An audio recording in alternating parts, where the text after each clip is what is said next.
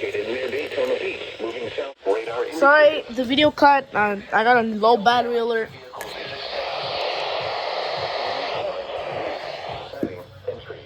SVR. Locations impacted include Daytona Beach, Port Orange, South Daytona, Holly Hill, and Daytona Beach. Source.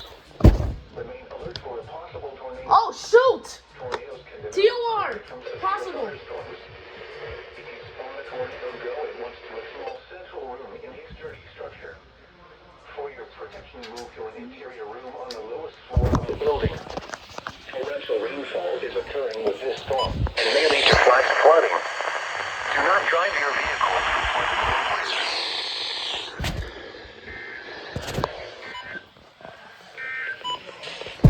The weather roundup at 9 p.m. At the Orlando International Airport, under mostly cloudy skies, the temperature was 81 degrees and the relative humidity 58%. Northwest wind at 9 miles per hour. The 29.6 degrees and rising. Other local weather reports.